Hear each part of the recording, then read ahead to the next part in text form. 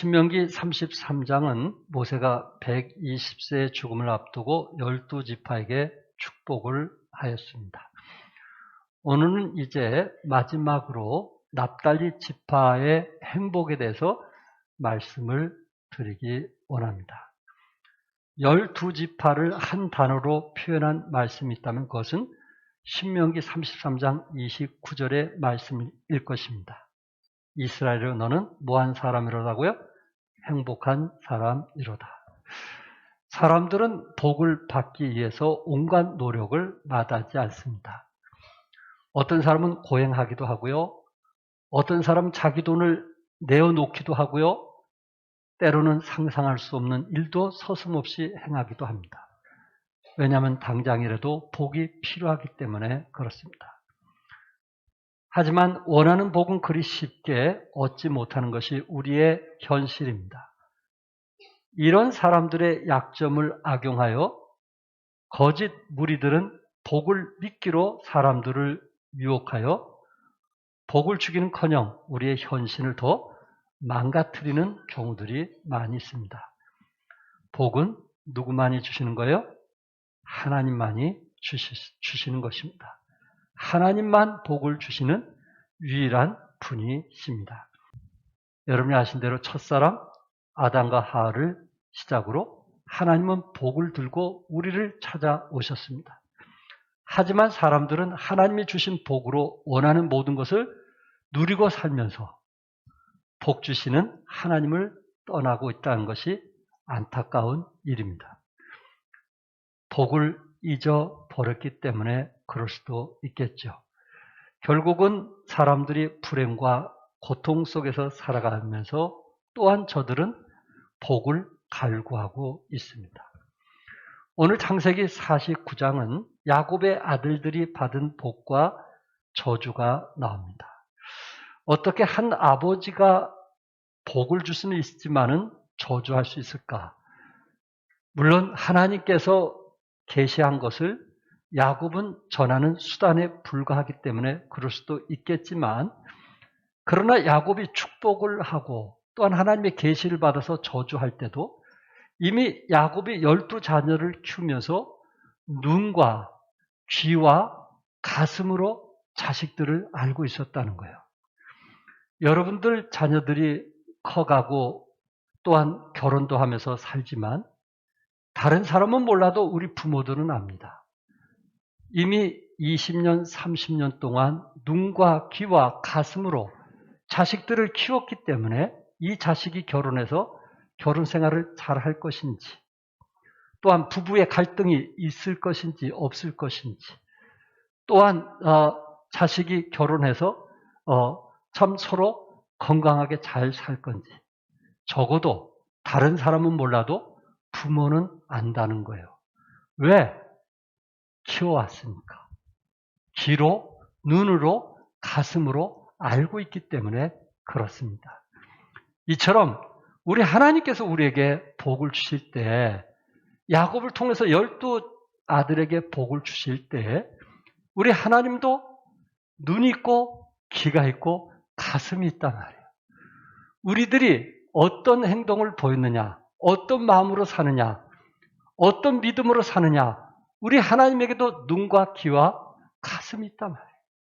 그래서 12자녀들을 야곱이 축복기도 해줄 때 하나님께서 그 계시를 주신 것과 자기가 눈과 귀와 가슴으로 본 것과 같은 거예요.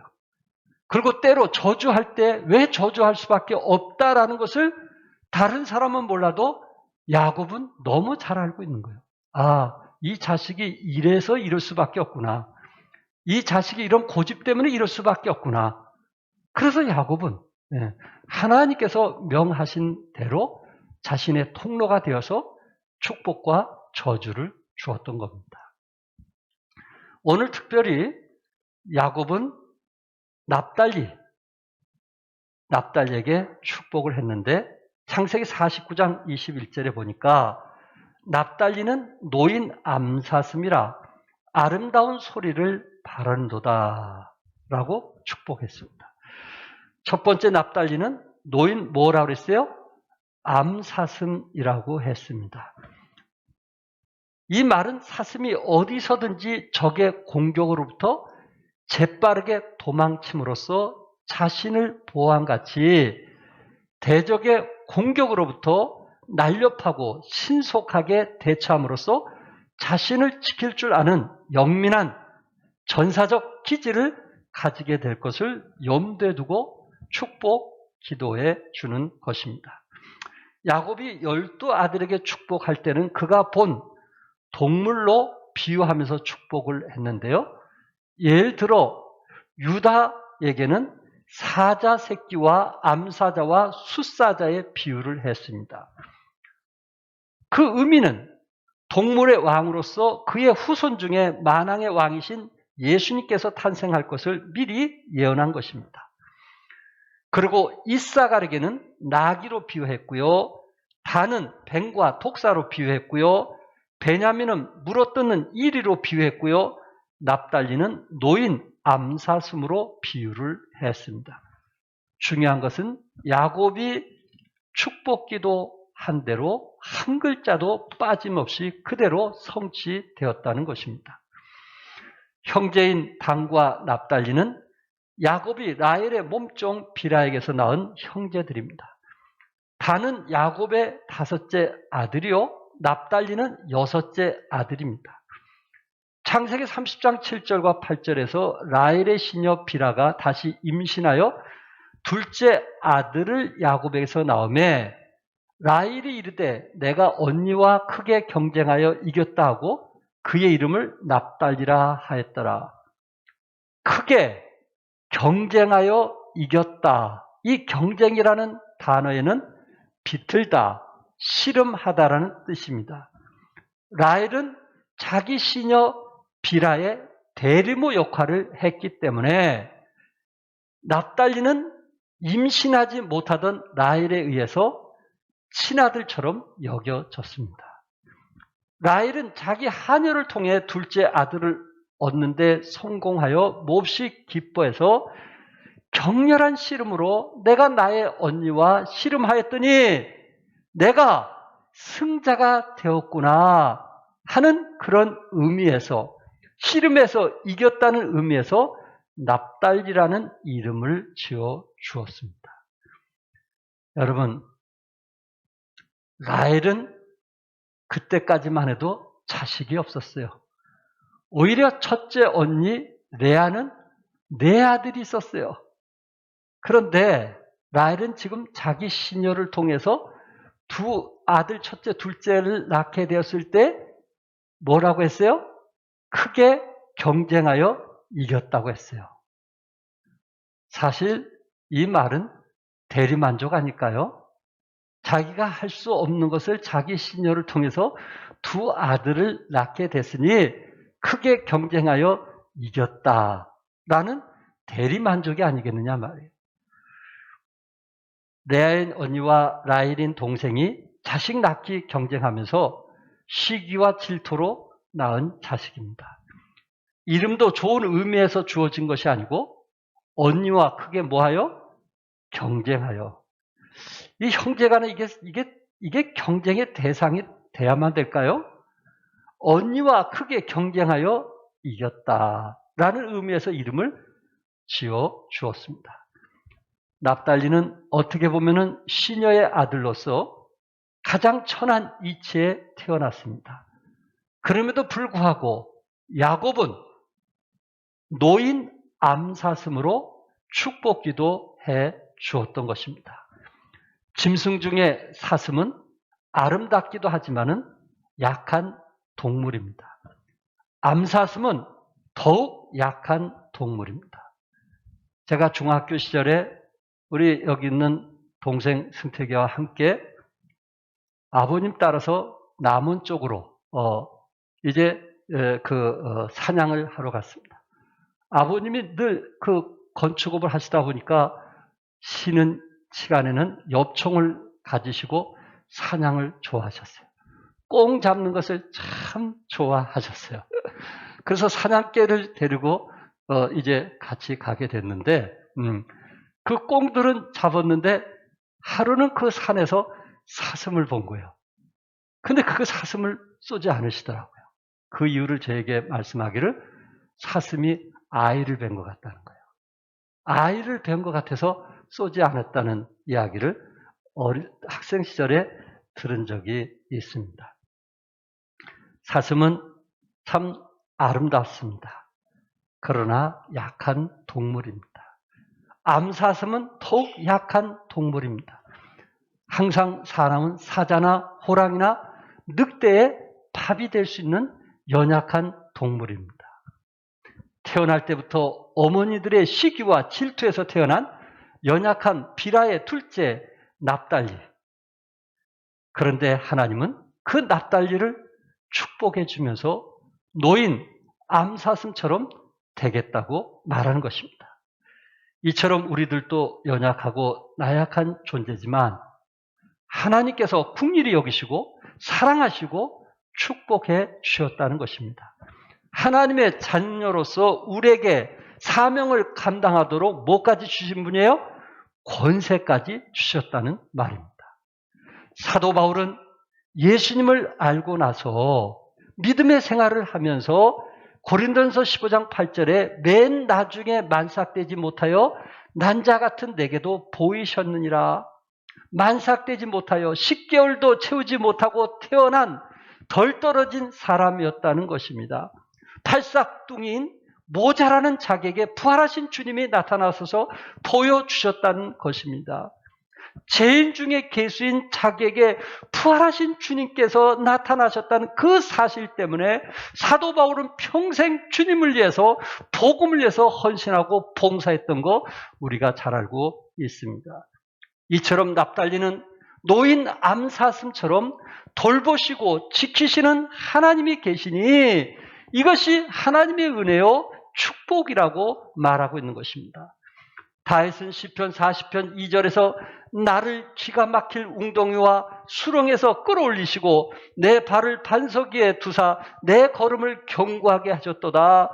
그래서 행복하다는 거예요.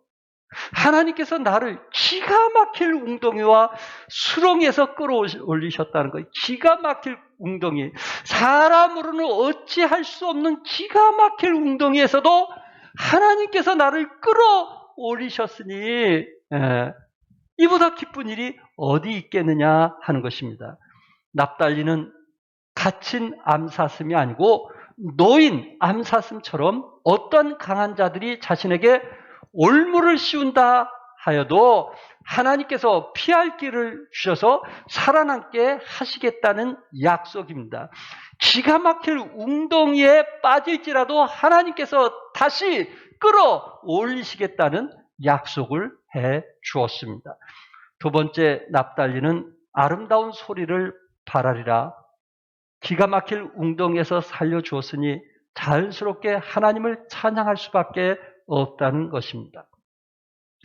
납달리가 이제 그가 분배받은 가나안 약속의 땅에 들어가게 되었을 때 그 주위의 원주민이 야빈 왕이라고 하는 사람이 하솔이라고 하는 자기 그 지역 근처를 다스리고 있었고 그 근처에 또한 아랍 등에 의해서 항상 위험이 노출되고 두려움과 공포와 신음에 있게 되었을 때 하나님의 도우심으로서 아름다운 소리, 기쁨의 소리, 자유의 소리를 내었다는 것입니다. 사사기 4장과 5장에 보면 야곱이 이 예언대로 납달리 족속들은 전쟁에서 승리한 것을 볼 수가 있습니다. 사사 시대에 이 드보라와 바락 사사가 있었는데요. 사실 드보라는 남쪽 밑에 있는 사사거든요. 그런데 그 밑에서 올라와서 스불론 지파와 납달리 지파의 도움을 받아서 그 전쟁에서 승리함으로 하나님께 찬양하는 내용입니다. 사사기 4장 6절에 사사 드보라거든요. 사람을 보내어 아비노함의 아들 바락을 납달리 게데스에게 불러다가 그에게 이르되 이스라엘 하나님 여호와께서 이같이 명령하지 아니하시느냐? 너는 납달리 자손과 스불론 자손 10,000명을 거느리고 다볼산으로 가라.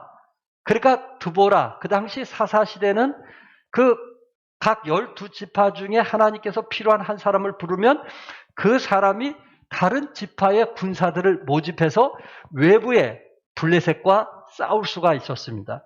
그러니까 드보라 사사가 하나님께서 부르실 때 이제 그가 일어나서 납달리 지파와 수불론 지파의 군사들을 모집해 갖고 블레셋과 싸움을 하게 되는 내용입니다. 사사기 4장 10절에 바락 사사죠. 바락이 수불론과 납달리를 게데스로 부르니 10,000명이 그를 따라 올라가고 드보라도 그와 함께 올라가니라. 이 내용을 여러분들이 사진으로 보시면 그 가데스라고 하는 제일 북쪽 위에가 가데스거든요. 이 가데스라고 하는 것은 납달리 지파들이 거주하는 곳이란 말이에요. 저기 조그만 호수가 하나 있는데 그게 갈릴리 바다예요. 거기에 그 근처에 거주하는 사람이 납달리 지파거든요.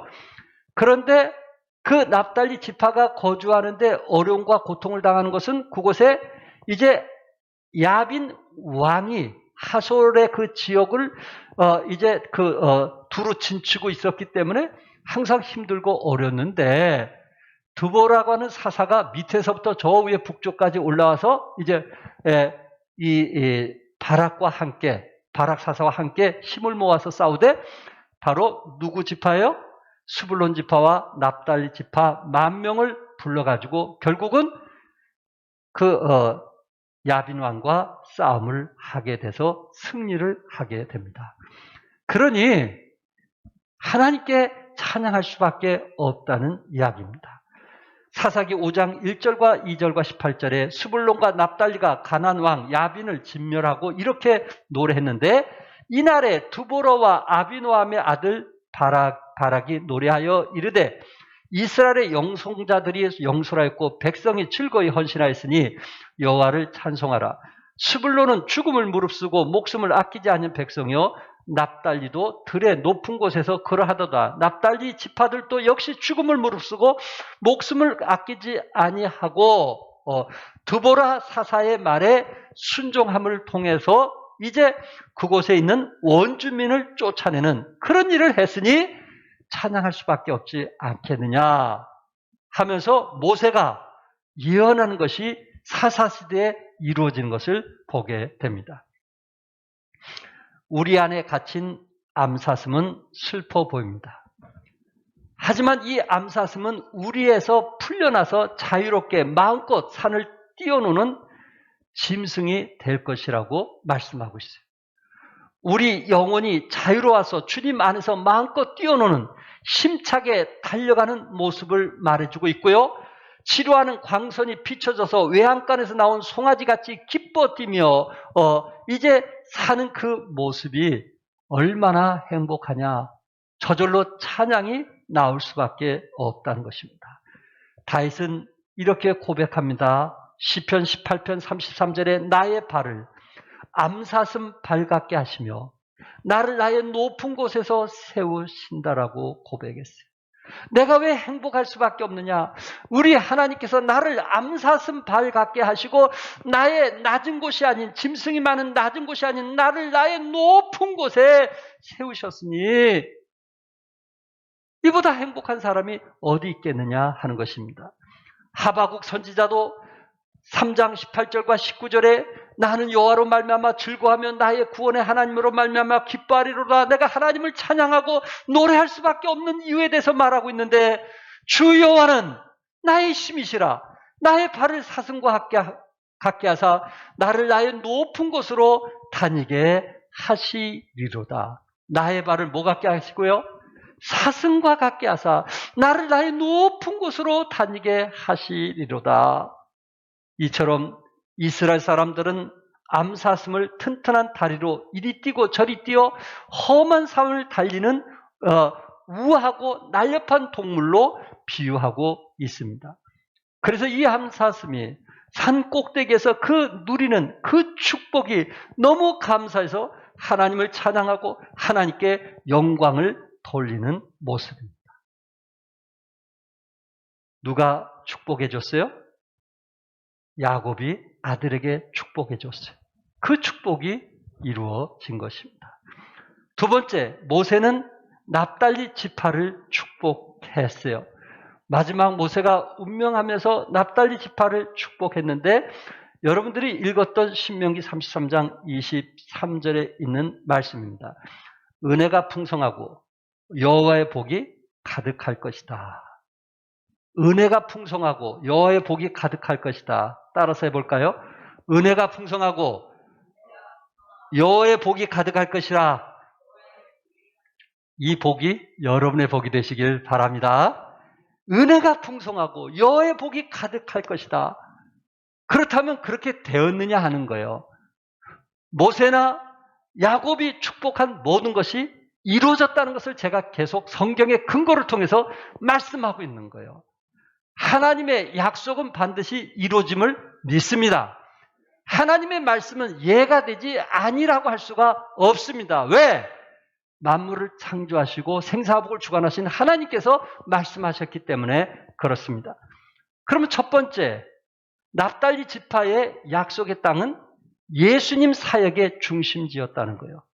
이보다 더한 축복이 어디 있겠어요? 보이스라고 하는 학자는 예수 그리스도께서 갈릴리 호수 지역에서 상당한 시간을 머물러 사역하셨다고 말하고 있습니다. 그러므로 예언의 아름다운 소리는 그리스도께서 친히 갈릴리 중심으로 기적과 이적으로 아름다운 찬양으로 하나님께 영광을 돌렸다는 말입니다. 납달리 후손들은요, 약속의 가나안 땅을 차지하면서 갈릴리 지역에서 복음을 직접 접하면서 영적인 축복을 얻게 되었습니다. 이스라엘 백성들 가운데 복음을 누구보다도 먼저 들을 수 있었던 사람이 누굴까요? 납달리 후손들이었어요. 왜냐하면 예수님은 갈릴리 호수에서 많은 기적과 이적이 있었기 때문에 그렇습니다.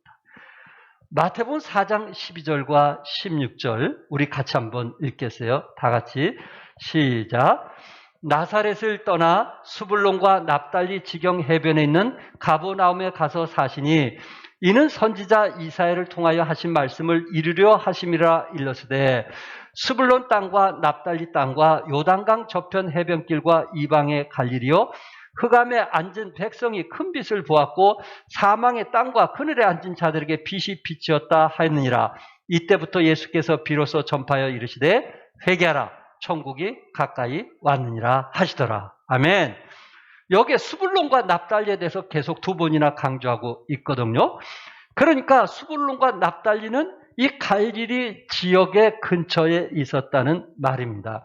그런데 예수님께서 그 가버나움에 가서 납달리 지경 해변에 있는 가버나움에 가셔서 이사야를 통해서 예언한 그 말씀을 하시게 되는데 흑암이 앉은 백성에게는 큰 빛을 볼 것이고 사망의 땅과 그늘에 앉은 자들에게는 빛이 비쳤도다.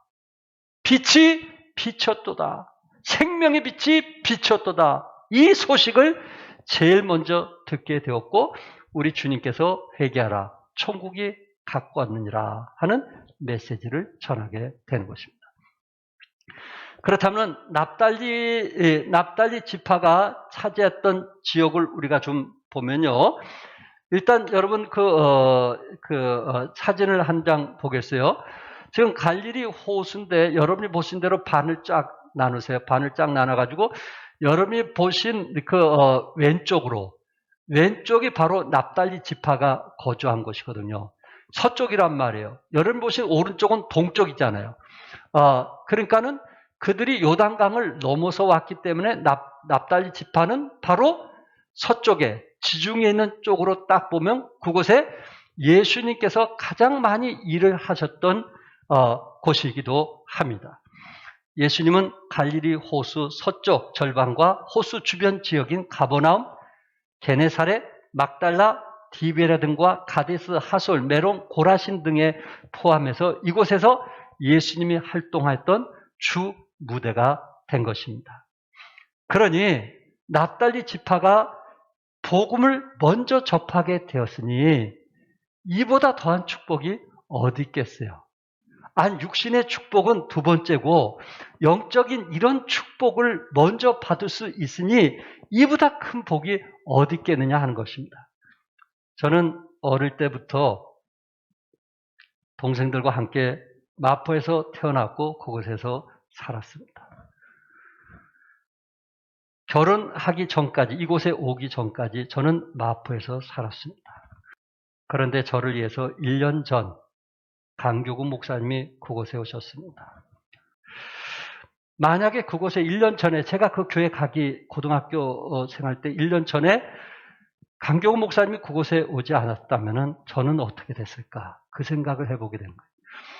제가 마포에 살면서 참 복음을 접할 수 있는 그런 교회가 있었다는 것이 너무너무 감사한 거예요. 지금 생각하면 그분이 고마운 거예요. 너무너무 감사한 거예요. 나에게 바른 복음을 전해줬고 내 인생관과 결혼관과 모든 것이 그때부터 내 인생은 달라졌기 때문에 저는 다니기 좋아하고 어울리기 좋아하고 놀기 좋아하고 그 시대에 그런 저에게 삶의 변화가 왔던 것입니다. 사랑하는 여러분들 중에도 종암성서 침례교가 복음의 소식을 접하기가 종암성서 침례교가 없었다면 복음의 소식을 접하기가 힘들 수도 있었을 것입니다. 이곳의 젊은 집사님 가운데는 고등학생 때 저와 함께 배구도 하고 등산하며 뛰어놀았던 분들도 있을 것이며 또한 제가 초창기 이곳에 왔을 때 새벽마다 태권도를 가르쳐줬는데 그때 태권도를 배웠던 학생들도 있습니다. 그러면서 이 말씀을 묵상하면서 내가 예수를 믿지 않았다면 제 아내를 만날 수 있었을까? 제가 믿음의 가정에 들어올 수 있었을까? 내가 예수를 믿었기 때문에 그래도 주님께 충성되게 섬겼기 때문에 장모님이 저를 잘 보시고 결혼하라고 그렇게 말하지 않는가? 유승택 집사님? 그래도 형을 만나서 예수 믿지 않았다면 믿음의 자매님을 만날 수 있었을까? 믿음의 가정을 만날 수 있었을까? 그런 생각을 해보는 거예요. 나에게 신앙의 역량을 주고 또한 아내로서 남편을 위해서 지금까지 희생하고 수고하고 헌신된 그 사람 나에게 소중한 거 아니겠어요? 그분의 희생과 수고도 중요하지만 더 중요한 것은 그 믿음의 가정의 사람을 내가 만날 수 있었다는 거. 내가 예수 믿었다는 이유로 내가 어디에 가든지 저는 교회 다닙니다. 신앙생활 합니다. 그 마디에 우리는 아내를 만날 수 있었고 한 가정을 이루며 믿음의 가정을 가질 수 있었다는 거. 이것이 우리에게 영적인 큰 축복이 아닌가요? 지금까지 살면서 남편을 위해서 희생하고 수고하고 섬기는 아내, 자녀들. 이런 자녀들이 있었다는 게 얼마나 행복할까요? 우리가 복음을 먼저 들을 수 있었고 신앙생활을 할 수 있었다는 이것이 우리에게는 정말 행복이요 기쁨이 아니겠느냐 그 말씀을 제가 드리고자 하는 거예요. 이처럼 납달리 지파는 갈릴리 바다 근처에서 살았기 때문에 예수님을 예루살렘에 있는 바리새인이나 사두개인이나 제사장들보다 성경을 안다고 하는 성경의 박사라고 하는 그 사람들보다 먼저 복음을 듣게 되었고 예수님을 믿게 되었어요. 그리고 갈릴리 바다에서 얼마나 많은 제자들이 나왔어요. 거기에서 대표적으로 베드로 같은 사람이 나온 거 아니겠어요? 납달리 지파는 그런 축복을 받은 사람 아니겠느냐 말이에요. 시골 뛰기. 갈릴리에서 나사렛에서 무슨 예수가 나오겠느냐 할 정도로 그 당시 이스라엘에서 가장 그 깊은 산골짜기 시골에서 복음을 듣게 되었고 예수님을 알게 됐으니 이보다 더한 감사가 어디 있겠느냐 말이에요. 우리 성서 침례교에서는 김우생 목사님 때문에 장흥에 복음이 전해졌어요. 그때는 기차에서 한 2시간, 3시간 걸어 다녔다 그래요. 버스도 없었어요. 그런 시골에서 얼마나 많은 목사님들이 나온지 아시겠죠? 강인규 목사님 때문에 영주, 경상도 쪽에 얼마나 많은 사람들이 예수 믿는지 알았죠? 대표적인 이정범 목사님이라든지 그중에 많은 분들이 하나님의 종이 되었던 것입니다. 복음을 접하게 됐을 때 사람은 변화가 되고 영향을 받게 되고 그 가정에 변화가 오게 되는 거예요. 이게 복음의 능력이거든요. 얼마나 감사해요. 복음 때문에 우리의 가정이 웃음이 있고 서로를 귀히 여기고 서로를 사랑하고 서로를 소중하게 여길 수 있다는 거. 납달리 지파는 흑암에 앉은 백성이 큰 빛을 보았고 사망의 땅과 그늘에 앉은 자들에게 빛이 비쳤다고 말씀하고 있습니다. 여러분, 납달리 지파는 예루살렘보다 먼저 복음을 듣게 되었어요. 납달리 지파는 유럽보다 먼저 복음을 듣게 되었어요. 납달리 지파는 아시아보다 먼저 복음을 듣게 되었어요. 납달리 지파는 대한민국보다 먼저 복음을 듣게 되었어요. 납달리 지파는 우리보다, 여러분이 여기 계신데 우리보다 2000년 전에 먼저 복음을 듣게 되었단 말이에요. 우리보다 훨씬 앞서 복음을 듣게 되었단 말이에요. 이보다 더한 축복이 어디 있어요? 우리는 그 후 돌고 돌아서 2000년 후에 우리에게 복음이 전해졌어요. 이런 값지고 소중한 거 여러분 귀하게 여기세요. 이런 복음이 우리 가정에 있다는 거 이거 귀하게 여기세요. 이거 우스운 거 아니에요. 가볍게 여기는 거 아니에요. 그 장자권이 그렇게 가볍게 우리에게 온 게 아니에요. 순교와 피를 통해서 우리까지 복음이 전해진 거, 미국을 통해서 선교했던 거, 이 값진 것을 우리도 정말 귀하게 여기고 값지게 살아가시기 바랍니다. 납달리 지파에서 나온 사사, 상갈에 대해서 말씀드리기 원합니다. 이 사사란 단어의 의미는 재판하다, 다스리다는 뜻입니다. 여러분, 사사 시대는 언제부터 언제까지냐면은 여호수아가 가나안 땅을 정복하고 그리고 그가 그곳에서 죽게 되었어요. 여호수아가 죽은 후에 지도자가 없게 된 거예요. 그래서 하나님께서 그때마다 삼손이든지 그런 기도원이든지 사사를 불렀어요. 그래가지고 그 지파의 도움을 받아가지고 블레셋과 싸우게 한 것이 사사시대예요. 사사시대. 이때에 여러분 지도를 보시면 그 12지파를 하나님께서 주실 때 그때 쓴 사사들이 여기에 쭉 나와 있어요. 그러니까 사사시대는 크게는 12사사를 얘기하고 어떤 학자들은 14사사라고 얘기하는데 우리는 크게 12사사를 얘기하고 있는데 대사사가 그 중에 6명, 소사사, 그게 6명, 적은 일 한 사람이 소사사, 큰 일을 한 사람이 대사사, 삼손 같은 사람. 근데 여기 상갈이라는 사람은 소사사에 포함이 되는데 그분이 어디에서 나온 거예요? 여러분 그림을 보신 대로 어디에서 나왔어요? 예? 어디에서? 예, 납달리에서 나왔잖아요.